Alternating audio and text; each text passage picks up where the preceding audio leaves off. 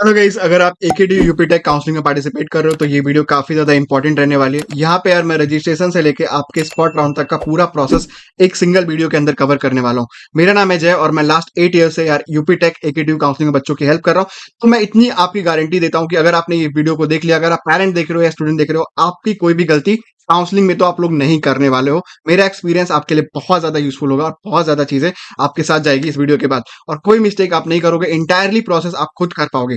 तो क्या प्रोसेस रहता है, कैसे कैसे क्या होता है, स्टार्ट करते हैं। तो किसी भी काउंसलिंग में यार आप पार्टिसिपेट करते हो तो सबसे पहला स्टेप जो उस काउंसलिंग का होता है वो है रजिस्ट्रेशन का। तो रजिस्ट्रेशन आपको कहाँ करनी है, कितने रुपए देने हैं और कब कब करना है। तो रजिस्ट्रेशन इसमें वन टाइम अलाउड होता है। पहली बार ही जैसे पोर्टल खुलेगा आपको रजिस्ट्रेशन करना होता है। अगर आप पहली बार में रजिस्ट्रेशन नहीं कर पाए तो आप नॉर्मल राउंड की काउंसलिंग में पार्टिसिपेट दोबारा से एंटर नहीं कर पाओगे। लास्ट ईयर ऐसा ही क्राइटेरिया लगा था। इसका फीस जो होता है 1,000 रुपए होता है मात्र। तो 1,000 रुपीज आपको रजिस्ट्रेशन फी पे करना होता है और ये वन टाइम ही पे करना होता है, हर बार पे नहीं करना होता। और ये पैसा जो होता है वो नॉन रिफंडेबल होता है, आपको रिफंड नहीं मिलता है। रजिस्ट्रेशन की जो वेबसाइट है वो आपको uptechadmission.nic.in है। मैं आपको दिखा देता हूँ। आपको गूगल पे बस सिंपली टाइप करना है uptechadmission.nic.in और यहाँ पे आपको रजिस्ट्रेशन के लिए जाना है। ठीक है। अब यहाँ पे रजिस्ट्रेशन की जो लिंक है वो आपको यहाँ पे बहुत जल्दी दिख जाएगी और इसी लिंक पे आपको क्लिक करके रजिस्ट्रेशन का प्रोसेस आगे बढ़ाना है। जनरली बच्चे रजिस्ट्रेशन में क्या मिस्टेक करते हैं उस पर हम लोग बात करना स्टार्ट करते हैं। Most of the student 80% students registration के टाइम पे ही मिस्टेक करते हैं, जहां पे चांसेस बहुत हाई होते हैं कि आप गलती कर दो। ठीक है। तो सबसे बड़ी मिस्टेक क्या करते हैं, ओल्ड डॉक्यूमेंट्स को अपलोड करना। ठीक है। तो ओल्ड डॉक्यूमेंट्स क्या होते हैं, तो जो भी डॉक्यूमेंट्स आपके कैटेगरी सब कैटेगरी सर्टिफिकेट्स होते हैं वो अपडेटेड होने चाहिए। 21 अप्रैल एक जो है स्टैंडर्ड डेट है। अदरवाइज 1 अप्रैल के बाद का बना हो तब भी वो चल जाएगा, रिजेक्ट नहीं होता है। लेकिन 21 अप्रैल उनके ब्रोशर में दिया होता है। हर साल से हर 8 ईयर से तो मैं ये देख रहा हूँ कि 21 अप्रैल ही मेंशन होता है। ठीक है। तो कई बच्चे 1 अप्रैल के बाद का बनाते हैं तो वो भी चल जाएगा एक्सेप्शनल केसेस में। बट मेक श्योर करो कि वो अप्रैल मंथ का ही बना होना चाहिए। ऐसा नहीं कि मार्च फरवरी या जनवरी का आपने 2023 में बनाया है तो वो भी वैलिड होगा, बिल्कुल वैलिड नहीं होगा, वो रिजेक्ट हो जाएगा और आप पूरे इंटायरली काउंसलिंग प्रोसेस से बाहर कर दिए जाओगे, है ना। तो इसका विशेष ध्यान रखना। डॉक्यूमेंट्स क्या क्या रिक्वायर्ड होंगे आपकी काउंसलिंग के लिए, देखो। 10th की मार्कशीट रिक्वायर्ड होगी, 12th की मार्कशीट रिक्वायर्ड होगी, ईडब्ल्यू सर्टिफिकेट रिक्वायर्ड होगा, OBC certificate, SC ST income certificate और JEE mains rank card score card. किसको क्या देना है मैं बताता हूँ। अगर आप जनरल कैटेगरी में हो तो बस आपकी 10th की मार्कशीट और 12th की मार्कशीट लगती है और आपका जेई मेंस का रैंक कार्ड और एडमिट कार्ड लग रहा होता है। उसके अलावा आपको कोई भी डॉक्यूमेंट देने की नीड नहीं होती, है ना। अगर आप ईडब्ल्यूएस कैटेगरी में आते हो तो आपको ईडब्ल्यूएस का सर्टिफिकेट लगेगा, ओबीसी आते हो तो ओबीसी का सर्टिफिकेट लगेगा, SC ST आते हो तो SC ST का सर्टिफिकेट लगेगा। और अगर आप FW सीट्स के लिए अप्लाई कर रहे हो यार तो आपको इनकम सर्टिफिकेट देना होगा। और ये सारे डॉक्यूमेंट्स यार अपडेटेड होने चाहिए, मतलब अप्रैल 2023 के बाद के बने होने चाहिए। डेट्स इट, सबसे इंपॉर्टेंट पॉइंट है। यहाँ पे सबसे ज्यादा रिजेक्शंस बच्चों को होते हैं और हर साल यार डॉक्यूमेंट वेरिफिकेशन के टाइम पे इसका विशेष ध्यान रखता है। तो एक बार आपका डॉक्यूमेंट वेरीफाई हो जाता है, आप काउंसलिंग में रजिस्टर कर लेते हो, तो आपका जो ओपन होता है उसको कहते हैं हम लोग चॉइस फिलिंग पोर्टल। अब ये चॉइस फिलिंग पोर्टल क्या है, चॉइस फिलिंग पोर्टल वो है जहां पे आप लोग कॉलेजेस के चॉइसेस भरते हो। यहाँ पे जनरली बच्चे मिस्टेक करते हैं, गलत चॉइसेस फिल कर देते हैं, जिसके कारण उनको बहुत सारी प्रॉब्लम्स देखने को मिलती है। तो चॉइस फिलिंग भी आपको काफी ज्यादा इंपॉर्टेंट हिस्सा है काउंसलिंग का। आपको बहुत समझदारी से चॉइसेस को फिल करने होते हैं, अरेंज करना होता है, एक प्रॉपर सीक्वेंस बनाना होता है। ठीक है। तो जैसे ही आप लोग चॉइस फिलिंग करते हो तो इस पोर्टल में कैसे कैसे क्या करना होता है, यहाँ पे देखो चॉइस फिलिंग का आपको एक बटन दिखता है।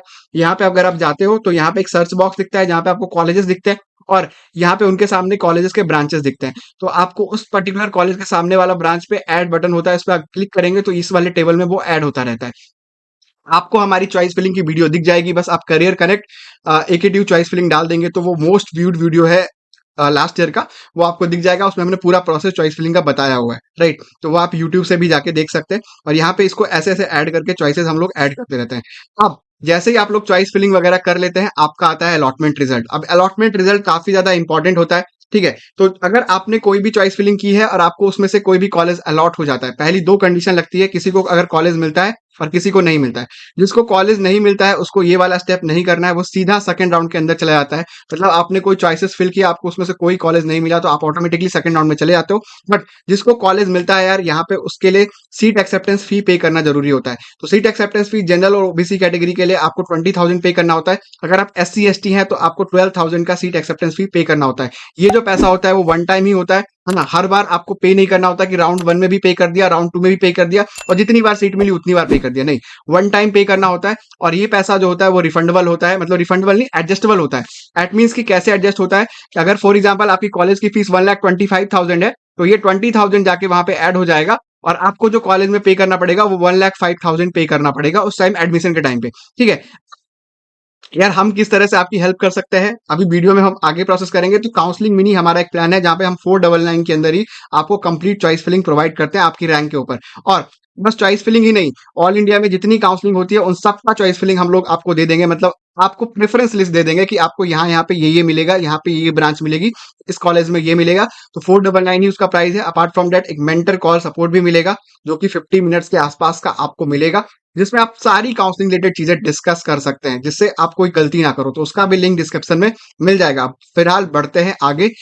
देखिए राउंड टू क्या है, राउंड टू राउंड वन की तरह ही है। तो जिन बच्चों के राउंड वन में कोई सीट नहीं मिलती है वो ऑटोमेटिकली राउंड टू के अंदर आते हैं, उनको कोई पैसा वैसा देने की जरूरत नहीं है। लेकिन राउंड वन में जिसको सीट मिली है और उसके पास दो ऑप्शन था, दो ऑप्शन क्या क्या था, एक ऑप्शन था फ्रीज का और एक ऑप्शन था फ्लोट का। तो मोस्टली अगर आप बहुत सेटिस्फाइड हो कि मेरे को बस इसमें एडमिशन लेना है तब आपको फ्रीज वाला ऑप्शन पे क्लिक करना होता है। लेकिन अगर आपको लग रहा है कि नहीं यार मुझे और ऊपर के जो प्रेफरेंसेस भरे हैं वो मेरे को लग रहा है वो मिलने चाहिए, तो आपको फ्लोट वाला ऑप्शन चूज करना होता है। तो जैसे ही आप फ्लोट वाला ऑप्शन चूज करते हो आप लोग ऑटोमेटिकली राउंड टू के अंदर आ जाते हो। राउंड टू के अंदर कोई भी रजिस्ट्रेशन अलाउड नहीं होता है। मैंने आपको ऑनली बताया कि रजिस्ट्रेशन वन टाइम होता है। तो जिन बच्चों ने पहली बार रजिस्ट्रेशन किया होगा वही लोग राउंड टू के अंदर भी जाएंगे। तो रजिस्ट्रेशन करना आपके लिए बहुत ज्यादा इंपॉर्टेंट होता था। पहले काउंसलिंग ऐसा होता था कि हर राउंड के अंदर रजिस्ट्रेशन अलाउड करते थे, बट लास्ट 2 ईयर से रजिस्ट्रेशन यार वन टाइम ही अलाउड है। अब यहाँ पे एक ऑप्शन आता है विड्रॉल का। विड्रॉल क्या होता है, अगर आप काउंसलिंग छोड़ना चाहते हैं तो आप विड्रॉल वाले ऑप्शन पे जाके क्लिक कर सकते हैं। तो अगर आप राउंड टू में काउंसलिंग छोड़ देते हैं, फॉर एग्जांपल राउंड वन में आपको कोई कॉलेज मिला लेकिन आपको किसी और जगह पे कोई और बेटर कॉलेज मिल गया, अब आपको चाहिए कि मुझे एकेटीयू में जाना ही नहीं है, ठीक है, तो आप लोग विड्रॉल का ऑप्शन चूज करेंगे तो 5,000 डिडक्ट होकर जो आपने 20,000 पे किए होंगे वो आपका रिफंड हो जाएगा। राउंड वन की जो काउंसलिंग होती है वो बहुत ज्यादा इंपॉर्टेंट होती है उन बच्चों के लिए जिनके पास आर्म फोर्सेस का कोटा होता है, डिफेंस का कोटा होता है। तो उसका मैं फ्लो समझा देता हूँ किस तरह से काम करता है। तो अगर आपके पास आर्म फोर्सेस का कोटा है, आप एएफ कैटेगरी में आते हो, ठीक है, तो राउंड वन के अंदर ही आपको मैक्सिमम एडवांटेज मिलता है। अगर आप राउंड टू के अंदर चले जाते हो तो आपका आर्म फोर्सेस का कोटा वगैरह आपके हाथ से चला जाता है, राइट। तो ये बहुत ज्यादा इंपॉर्टेंट है। कन्वर्जन रूल कुछ इस तरह से काम कर रहा होता है कि राउंड टू के अंदर यार जितने भी आर्म फोर्सेस वाले स्टूडेंट हैं, मतलब ओपन में है और उनके पास आर्म फोर्सेस कोटा है, तो बस उनके पास ओपन कैटेगरी बचेगी, आर्म फोर्सेस खत्म हो जाएगा। एससी में है और आर्म फोर्सेस का कोटा है तो बस उनके पास आर्म जो एससी कैटेगरी बचेगी, आर्म फोर्सेस का कोटा खत्म हो जाएगा। तो इसका विशेष ध्यान रखना है यार, है ना, कि अगर आपके पास डिफेंस का कोई भी कोटा है तो आपको राउंड वन के अंदर ही मैक्सिमम अच्छी चॉइस फिलिंग करनी है, क्योंकि उसी के अंदर आपको बेटर अलॉट देखने को मिलेगा, राइट। सिमिलरली कन्वर्जन रूल कुछ इस तरह से काम करेगा, मैं आगे भी समझाऊंगा आप लोगों के लिए। राउंड टू के जो काउंसलिंग होती है वो ओबीसी एससी एसटी के लिए बहुत ज्यादा एडवांटेज देती है। क्यों एडवांटेज देती है, क्योंकि इनका कोटा मैक्सिमम यहाँ पे लग रहा होता है। राउंड थ्री के अंदर फिर एक कन्वर्जन देखने को मिलता है काउंसलिंग के अंदर। वो क्या है कि राउंड थ्री के अंदर जो ओबीसी एससी एसटी की सीट्स होती हैं वो भी कन्वर्ट होकर जनरल में कन्वर्ट हो जाती है। मैं आपको दिखा देता हूँ, है ना। तो राउंड थ्री इस तरह से काम करता है कन्वर्जन।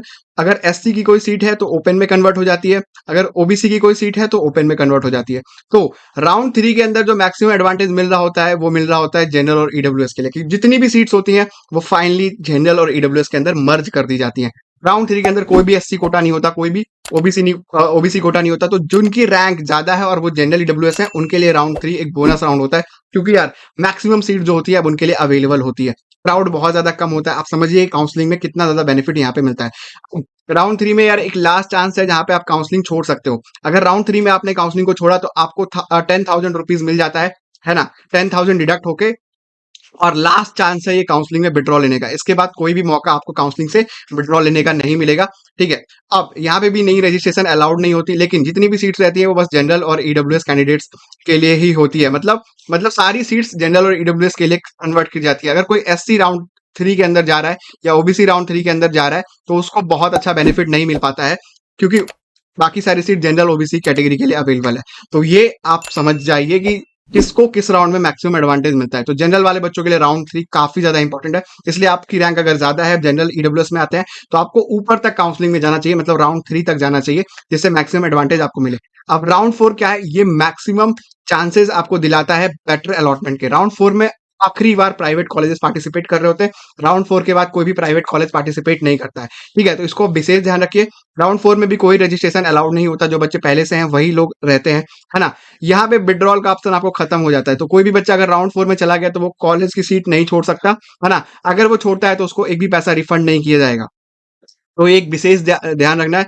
चॉइस फिलिंग मॉडिफिकेशन इसके अंदर अलाउड नहीं होता है। इन सब के अंदर आप चॉइस फिलिंग को अलाउ कर सकते हैं, चॉइस फिलिंग चेंज कर सकते हैं राउंड 3 में भी, राउंड 2 में भी और राउंड 1 में भी। लेकिन राउंड 4 से पहले कोई भी चॉइस फिलिंग मॉडिफिकेशन अलाउड नहीं होता। तो जो राउंड 3 के अंदर आप लोग चॉइस फिलिंग करते हो वही चॉइस फिलिंग राउंड 4 के अंदर भी जाता है। तो इसका विशेष ध्यान रखें। यहाँ भी जो सारी सीट्स होती है वो जनरल और ईडब्ल्यूएस कैटेगरी के लिए होती है, मतलब इसमें कोई भी एससी एसटी का कोटा नहीं लग रहा होता है।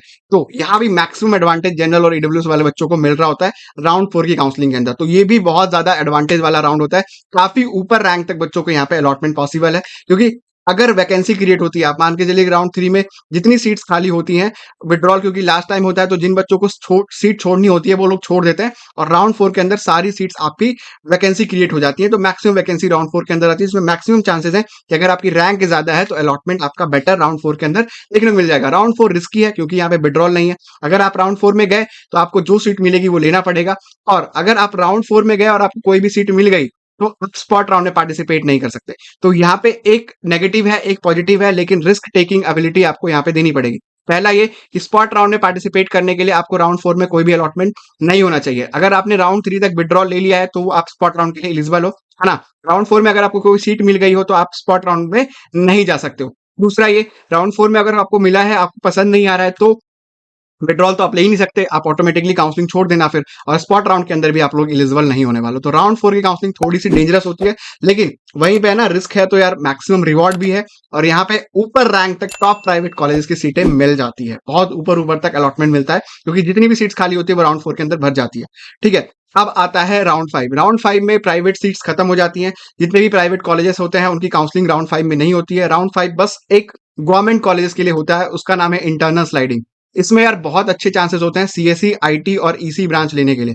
ये लास्ट टाइम होता है जहां पे आप CSC, IT, electronics branch top college में ले सकते हो। टॉप कॉलेज बोले तो आईआईटी लखनऊ, बीआईटी झांसी, केएनआईटी सुल्तानपुर, ये टॉप 3 गवर्नमेंट कॉलेजेस हैं जहां पे टॉप ब्रांचेस इस राउंड के अंदर फिल होते हैं। फॉर एग्जांपल, अगर आपको आईआईटी में मैकेनिकल मिला है, ठीक है, तो इंटरनल स्लाइडिंग से समहाउ आप ईसी में चले जाओगे, और आपको आईआईटी लखनऊ में इलेक्ट्रिकल मिला है तो आपको सीएस मिल जाएगा। इस तरह का यहाँ पे स्लाइडिंग होता है। यहाँ पे कोई चॉइस फिलिंग मॉडिफिकेशन वगैरह कुछ नहीं होता है। अगर जो चॉइसेस आपने राउंड 3 में भरे हैं वही चॉइसेस यहाँ भी कैरी फॉरवर्ड होता है। अब ये जो बेस्ट चांसेस होते हैं आपको सीएससी, आईटी वाले ब्रांचेस को लेने के लिए। राउंड 5 के बाद जो राउंड होता है उसको राउंड 6 कहते हैं। इस राउंड के अंदर स्पॉट राउंड कहते हैं इसको। इसमें कोई भी कंप्यूटर साइंस, आईटी, इलेक्ट्रॉनिक्स की ब्रांचेस खाली नहीं जाती हैं, है ना। वो सब राउंड 5 के अंदर इंटरनल स्लाइडिंग के अंदर भर जाती है। तो इसका विशेष ध्यान रखना है कि अगर राउंड 5 में आप पार्टिसिपेट कर रहे हो तो आपके लिए मैक्सिमम एडवांटेज है, और ये इंटरनल स्लाइडिंग होता है। तो जिसको राउंड 4 तक कोई सीट मिली होती है वही राउंड 5 में जा सकता है ना। इंटरनल स्लाइडिंग उसी के लिए अप्लीकेबल हो सकता है। अब राउंड 6 होता है। राउंड 6 में फ्रेश रजिस्ट्रेशन अलाउड होता है, मतलब कोई भी बच्चा जिसने नॉर्मल राउंड्स में एकेडीयू काउंसलिंग में पार्टिसिपेट नहीं किया होगा वो राउंड 6 में आके पार्टिसिपेट कर सकता है ना। न्यू रजिस्ट्रेशन अलाउ होता है। यहाँ पे कोई विड्रॉल वगैरह का सिस्टम नहीं होता, ये स्पॉट राउंड होता है। तो यहाँ पे शुरू में ही आपको 20,000 रुपीज का रजिस्ट्रेशन करना पड़ता है। इसका विशेष ध्यान रखना, 20,000 रुपए देके आपको रजिस्ट्रेशन करना पड़ता है। और यहाँ पे बेस्ट चांसेस होते हैं कि अगर आपकी रैंक 5-6 लाख भी है, 4 लाख भी है, तो आपको नीचे के जो ब्रांचेस है, मैकेनिकल है, ठीक है, केमिकल है ना, इलेक्ट्रिकल है, इस तरह की ब्रांचेस आपको मिल जाएंगी। चॉइस फिलिंग मॉडिफिकेशन इसके अंदर अलाउ होता है। इसके बाद भी अगर कोई सीट बचती है तो वो राउंड 7 के अंदर जाता है। सॉरी, ये राउंड 7 है, ठीक है। तो राउंड 7 भी यार इसमें भी आपको 4 ब्रांचेस ही मिल रहे होते हैं। मैं आपको पहले ही बताया हूँ कि इंटरनल स्लाइडिंग के अंदर ही इनके टॉप ब्रांचेस भर जाते हैं। तो राउंड 7 के अंदर भी 7 लाख 8 लाख रैंक पे बच्चों का अलॉटमेंट हो जाता है। लेकिन ये जो ब्रांचेस आपको मिलेंगी वो नीचे कैटेगरी की मिलेंगी, लोअर ब्रांचेस मिलेंगी। तो आपको समझना है, बाइसली प्ले करना है कि किस राउंड में आपको कैसे कैसे मैक्सिमम एडवांटेज देखने को मिलेगा। ठीक है, तो ये पूरा प्रोसेस रहता है राउंड 7 तक का, है ना। जो राउंड 7 होता है उसको हम स्पॉट राउंड 2 कहते हैं बेसिकली, है ना। स्पॉट राउंड 2 कहते हैं, और इसके अंदर कोई विड्रॉल वगैरह नहीं रहता, चॉइस फिलिंग मॉडिफिकेशन भी नहीं रहता, क्योंकि राउंड 1 के स्पॉट राउंड में ही आप लोग रजिस्टर कर सकते हो। राउंड 2 के अंदर स्पॉट राउंड में फ्रेश रजिस्ट्रेशन अलाउड नहीं होता है। तो ये पूरा प्रोसेस रहता है एकेटीयू का।